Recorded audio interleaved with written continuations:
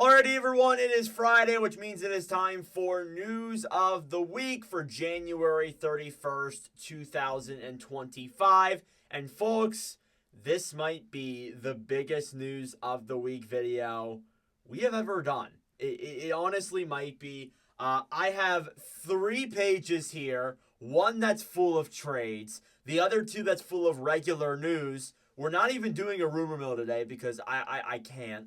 Simply, this is too big of a video that I can't add the rumor mill back onto this.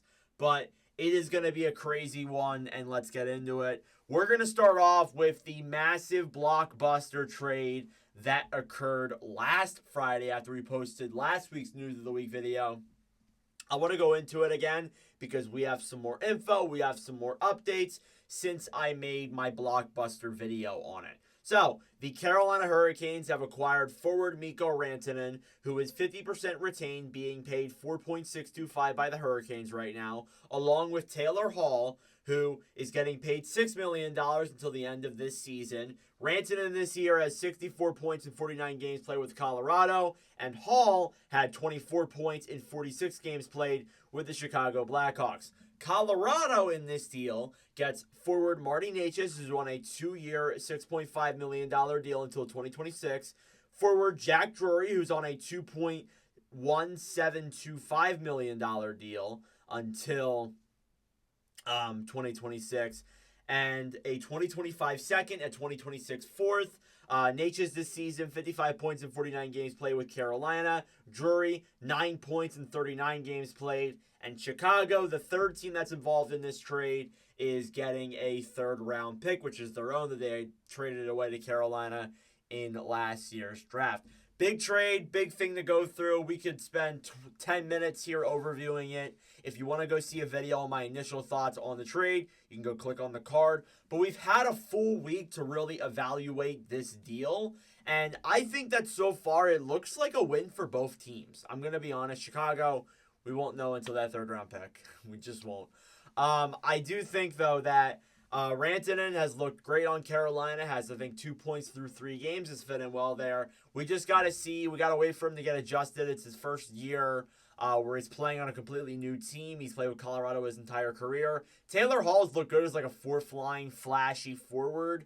I don't really know if he necessarily fits everything Carolina wants, but I do think that a guy like Hall on your fourth line is not a bad idea whatsoever. And then as opposed for Colorado, like Necas is scoring at a decent pace. Jack Drury already has 2 goals through this season so far. So both of them seem to be playing well. And I think that so far it does look like a win for both teams through the trade so far. But again, it's also one of those deals where you have to really see.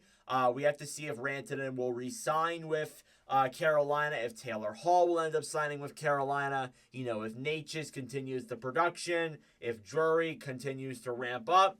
We'll have to see. But again, it's one of those deals where, it looks like a win for this team at the time, but it may not be a win for that team later on. And there's going to be a couple of trades in this video that are going to resemble that as well.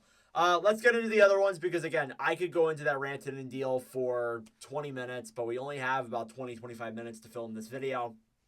The Tampa Bay Lightning and the Rangers the following day made a minor trade. The Lightning acquired forward Ryder Kozak, who is on a 1-year, $859K deal till 2025. In exchange, the New York Rangers acquired defenseman Lucas Edmonds, who is on a 1-year, $861K deal until the end of this season. Kozak had 11 points in 35 games played in the AHL, and Edmonds had 4 points in 26 games in the AHL as well. Again, it's a minor trade. There's really nothing else to it. It's a minor deal that I think maybe we didn't expect, but again, at the same time, I think that we knew that minor league trades were going to happen like this, and this is one of them. The other deal, there's 4. The third of the fourth deal is involving the Islanders and the Blues. Now, there was also a video on this trade as well, so you guys can click the link up there too. The New York Islanders acquired forward or defenseman Scott Perunovich from the St. Louis Blues in exchange for a conditional 2026 fifth. Perunovich is on a 1-year, $1.15 million deal, had 6 points in 24 games played with the Blues.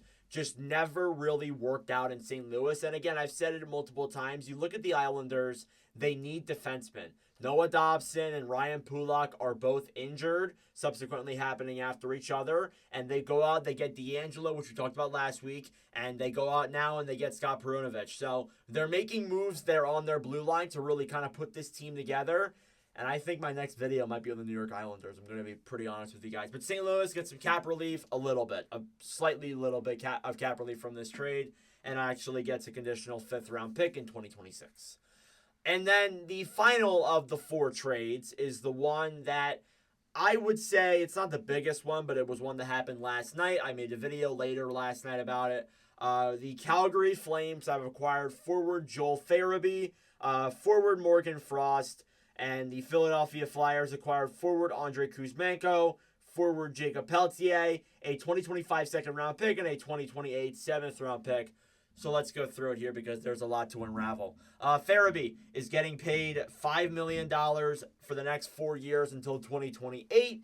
Morgan Frost is getting paid $2.1 million until the end of this season. Farabee this season has 19 points in 50 games played with the Flyers, and Frost has 25 points in 49 games played. Kuzmenko on the other end is on the last year of a 2-year, $5.5 million deal, had 15 points in 37 games played. Jacob Pelletier is on a 1-year, $800K deal and has 11 points in 24 games played this season.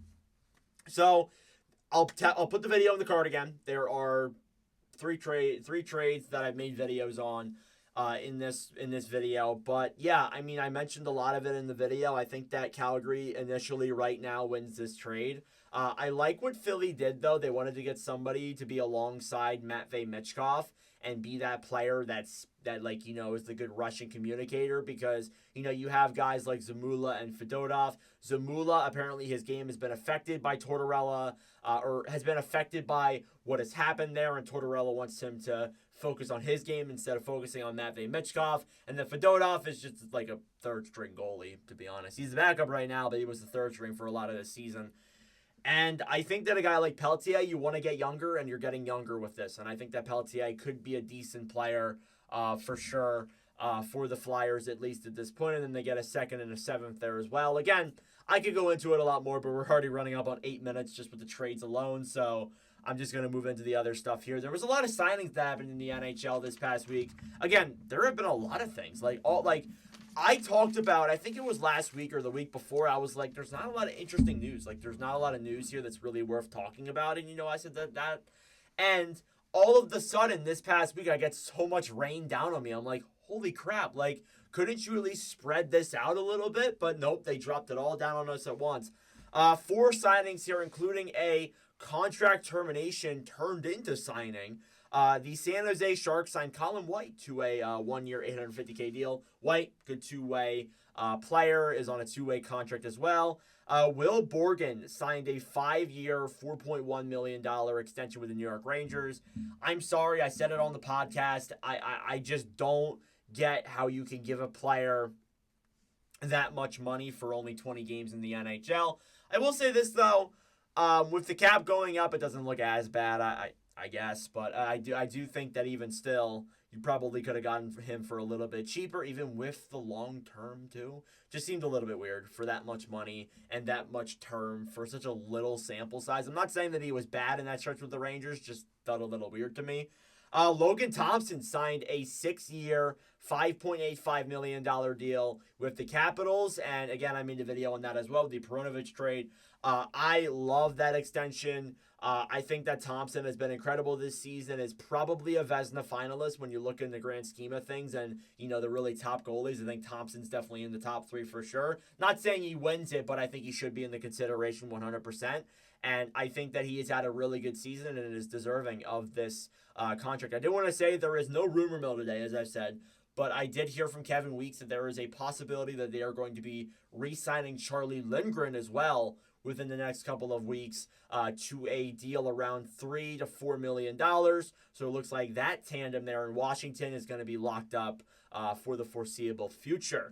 And then the final piece of signings and getting into the waiver stuff is that Brandon Saad was placed on waivers this past week. by the St. Louis Blues. He was on like a $4.5 million contract until 2026. He does clear waivers initially, but then we hear after he cleared waivers to go down to the AHL and play for Springfield, that he wants to terminate his contract. So that's what happened the next day, and he cleared waivers yesterday, but today he signed with the Vegas Golden Knights to a 1-year, $1.5 million deal. I think Saad, for that type of money, is a suitable bottom six player. Again, I think that he brings cup experience. He brings a guy that, he's not as good offensively at this point, but he still can produce decent secondary scoring. Just the amount of money he was paid with St. Louis, it just was not suitable for his role. And I think there's a lot of players in the NHL that are like that, where they get paid, a little bit too much money, but they're still solid players. Just if they're paid less, they're better. If that makes any sense to you guys. Other waiver things around the NHL. This video might not even be that long. Philip Grubauer was placed on waivers by the Seattle Kraken this past week and was sent down to the AHL with the Coachella Valley Firebirds. I made a point on the podcast that they were calling up Ales Stezka, who has literally never played NHL games, was drafted 10 years ago in 2015. The fact that you're going to rely on a player like Stezka, if I'm saying his name right, who has been an AHL goalie, a guy from Czechia, he's a guy who's never played in the NHL after being in the NHL for over 10 years. You're going to rely on him rather than a guy with 15 years of NHL experience, is getting paid a significant amount of money, and was one of the first goalies you brought in. He looked good and looked half decent in his first year. They signed him to a massive contract, and that contract might be the worst goalie signing in the NHL. It quite literally might be the worst signing in the NHL, to be completely blunt with you guys. But yeah, that looked awful. And then the Florida Panthers placed Adam Boqvist on waivers this past week to send him down to the AHL in Charlotte. I think that's their AHL affiliate right now, right? It changes a ton. But the Islanders claimed him. So the Islanders get another defenseman, and that increases, they keep adding guys on their blue line. And honestly, they've all worked out. I thought Perunovich looked solid in the 2 games they played. I think D'Angelo's been a good ad as well. And again, they're winning a lot of games. They've won 5 or 6 games in a row. They are red hot right now and are making that East race even more of a mosh pit. But yeah, picking up another player like Boqvist, I think, is definitely a good ad there for sure. And I like where they're moving forward with that too. Well, that's it for the transaction things and that. We're going to get into some injuries now. There's only one injury that I do want to talk about. Miro Heiskanen will miss the Four Nations tournament with a lower body injury. It's also week to week from the Dallas Stars there as well. So it's a very rough injury. It not only makes Dallas's defensive core a lot worse, it also makes Finland's defensive core a lot worse for the Four Nations as well. Again, I don't know if I said it, but he is missing the Four Nations tournament there as well. And, that is not good for Finland whatsoever. I think their next best defenseman is Esa Lindell. No, I don't like that blue line. I'm wondering who's going to replace him. It might be a guy like Urho Vakanainen is the only guy that I could really think of. I know there's other options, but I don't know. Again, though, Heiskanen, huge loss for Team Finland. Huge loss for the Dallas Stars. Let's see if they can manage without him for the next couple of weeks. Some Four Nations news here before we get into the salary cap and at a suspension and the rest of the things we need to talk about. Alex Pietrangelo has dropped out of the Four Nations tournament for Team Canada, and he's going to tend to an ailment that he's been dealing with for the entire season. The weird part is that he literally played an NHL game right after that was announced. So I thought that was a little bit strange. But at the same time, I do get it because, again, the NHL playoffs are more important than just a silly little Four Nations tournament. I saw a lot of people saying, he should not be allowed to play games. Apparently, you're allowed to. You don't have to miss any games. It's not like the All-Star break where you have to miss a couple of games before to really drop out of the All-Star. So yeah, I don't know, but again, we'll have to see there what happens there with Pietrangelo, but we'll have to see who the replacement is too, because I've been seeing Mackenzie Weegar, Drew Doughty, Evan Bouchard. There's a few names out there that it very well could be. And then another piece of Four Nations news that dropped this past week, the captains for the Four Nations team were announced. For Finland, they are Alexander Barkov, Sweden, Victor Hedman, USA, Austin Matthews, and Canada, Sidney Crosby. I've seen a lot of people kind of overreact about this, and they're like, oh my God, like, holy crap, why didn't they name this guy? Why didn't they name this guy captain? It's literally like a 4-game tournament. Like, come on. Like, it is literally just a 4-game tournament. It means, it's going to be fun, but it means almost nothing. Like, if we're being honest, it means almost nothing. It's just a tournament to hype up the Olympics, so I'm not really, like, buying into the captains that much. I think they were all good choices. Matthews, best player in the league, captain. Crosby's been in the NHL for a long time, known leader. Hedman, captain of the Lightning. Barkov, great captain, underrated player for the Panthers. So, yeah, I think that, they made the right moves, in my opinion, at the very least. Emil Lilleberg was suspended for 2 games this past week for interference on JT Comfort. This is a video that I missed this past week just because it was a very busy week. Like, every single day this week, I had something going on after school, and I just had to come home, make a video, and go do what I had to do. And I really didn't have time to make an extra video on the Lilleberg suspension. Yeah.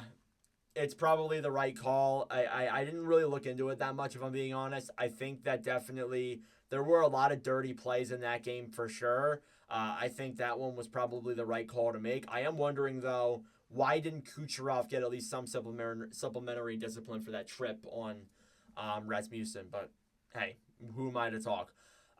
Who knows? All right, 2 more final pieces of news here. I saved them for the very last. First off, the salary cap is projected to have a big jump, like a massive jump, like it's going to explode.